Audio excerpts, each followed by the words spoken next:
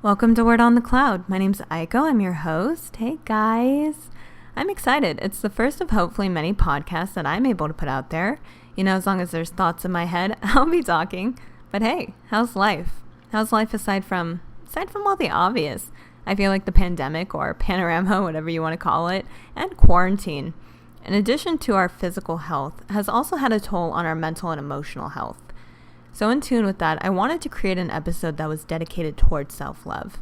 Now, I'm going to share a few of my own tips. These are just things I do to make myself feel better, and of course when I have enough energy, enough care to even try to begin to tackle the beast that self-love can be. I want to remind you that these are in no specific order. Of course, I have them in numerical order just for the sake of staying on track. You're more than welcome to do all of them. You could do some of them. You could even do none of them if you wanted. Totally up to you. These are just some of the things I do to move towards self-love. So without further ado, let's get right into it. My first tip towards self-love is being honest with yourself. And okay, I know I said these are in no specific order, but being honest with yourself is a good place to start. And if you're listening to this, you're either A, one of my friends who just couldn't escape me playing my own podcast at some point, which I only tease about, or B, you're someone who's realized that there's something in your life that's making you uncomfortable and you're seeking solution, which happy to have you. I truly hope you find something useful within this podcast, but you're taking that first step. You're open to possibly having a new perspective or doing things differently, and in turn that can open up a whole new world or a whole new level for you. Granted, it is something that's difficult to do, and probably why self-love can seem so out of reach, because there is that heavy possibility that we're going through motions, but what we're doing isn't actually what we need to do. And on top of that, there's all these external factors that can also make it difficult to live our truths. And I'm not even accounting for what's going on the inside either. So if you can, take a step back and try to look at your life objectively. Look at what areas may need more care and attention. When we get into the complexities of our relationships, of our emotions, of how the world can be, then things can get a little cloudy, and we may end up justifying something that isn't just, at least for ourselves. It may work out in someone else's favor, but I do want to gently remind you that someone's opinion is only going to go as far as you take it. So it's important to work with a true reality, so that way you're setting yourself up for the best outcome in the end. And with that, we come to the second tip: choose healthy coping mechanisms. Yes, they exist. I don't know about you, but when I hear coping mechanisms, my mind automatically goes to the negative ones. And one of the ways that I would cope was with coffee. It gave me an illusion of comfort, and I always thought by the time I finished the coffee that I would somehow have the answer to my problem. In actuality, what would happen by the time I finished the coffee was I would have an uneasy stomach, I would have less money than I wanted, and my problem would still very much be there. But the coffee was good. So the risk reward was making my scales go crazy. And I'm not saying that you can't treat yourself. Go ahead and treat yourself, but don't overindulge. It's about finding a healthy balance. The cool thing about coping mechanisms is that they don't have to be anything extravagant. Things such as meditation, going for a walk, exercising. Those things are considered healthy coping mechanisms. And it's not about avoiding the problem, but doing something positive that may contribute to solving said problem. Tip number 3, know that self-love is more than just looks. And you may have heard me say that just now and are thinking, well, yeah, Aiko, I sure hope so. And I agree with you, 110%. And I don't know if I'm spending too much time on social media and if it translates the same in real life, but I was noticing these trends that were classified under self-love. They had the hashtag and everything. But they left me questioning afterwards if what I just watched was actually self-love. So I'll explain the trends, and then I'll go more into detail on why I was confused. So one of the first earlier trends that I noticed was mostly done by women, and I think that was just the context of the video, at least in the beginning. I think eventually more guys did take part in this trend, but I noticed mostly women doing it. So the video would start off, it would be a woman. She would have long hair, it would either be a selfie or a video selfie, and the caption would read, "He liked my long hair."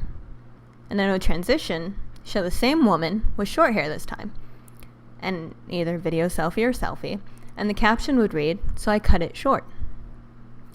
A trend came later, as far as I remember, with the same energy that would start off with someone. I think this was more girls and guys took part in this one, but it would start off with a person. They would look like they're wearing like day off clothes, like relaxing clothes, but they look sad, really sad.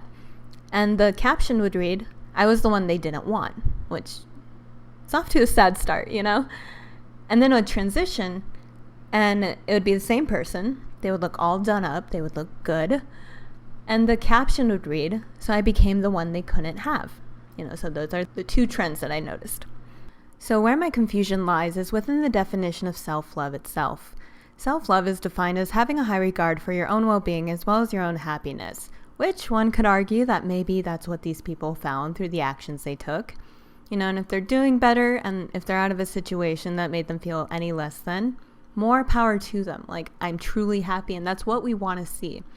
However, there was a certain air about these videos that just seemed very centered around appearances, because there was no other context rather than just appearance.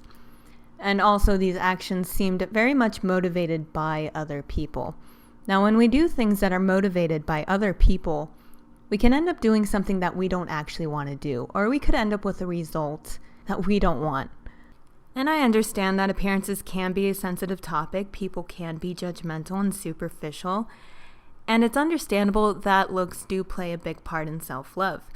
That's why I don't want to completely detach them from this. But I do want to say, as much as you do the outer work, please make sure that you also do the inner work. Because I'll flat out say it, if you do the inner work as much as you do the outer work, then trends like that on social media aren't something that you'd want to take a part in. Which leads me into the next tip, number 4. Detoxify your social media. Now, deleting it's always an option, totally up to you, but I do think that social media can be a great tool if it's utilized properly. And by that I mean follow people and things that uplift you and make you feel good. I remember there was a period of time whenever I'd make an Instagram, I make it sound like it was a hobby, but really I was just indecisive on whether or not I wanted to be on social media. But whenever I'd make an Instagram, I'd follow Kylie Jenner. And I know the internet has their opinions on her, but I would follow her because 1, thought she was pretty, and 2, her lifestyle was attractive.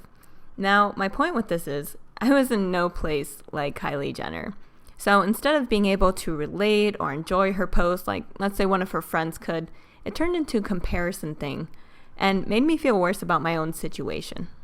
And of course, she's not the only one. There's other celebrities, Instagram models, etc., accounts that we follow that, whether consciously or not, are having a negative effect on our mental and or our emotional state. So just be considerate of what you're consuming online, because that very much does have the power to seep into real life. And last but certainly not least, tip number 5, forgive yourself.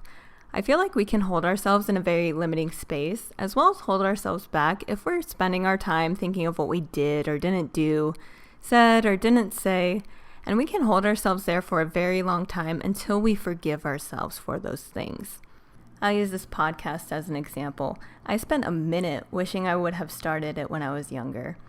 And I was making the assumption that somehow life would be better or that I'd be happier if I would have started sooner. But that's the thing. I was making assumptions. Looking at it now, if I would have started even a few years back, more than likely I wouldn't have conveyed the message that I truly wanted to. And it would have been something completely different. And that doesn't mean it would be better. So I'll leave you guys with this. If you could have done something differently, you would have. And it's much easier to say, oh, I should have done this once you've experienced something, once you've been through a situation. But maybe you just didn't have the capacity at the time to make that decision. And that's completely okay. You're still here. You have the opportunity to make new decisions and take yourself to a good place. So I'm hyped. I'm excited to see where you go. But that's all I had for you guys. Do with this information what you will. I do want to thank you for sharing your time and energy with me, and I'll talk to you again soon. Later.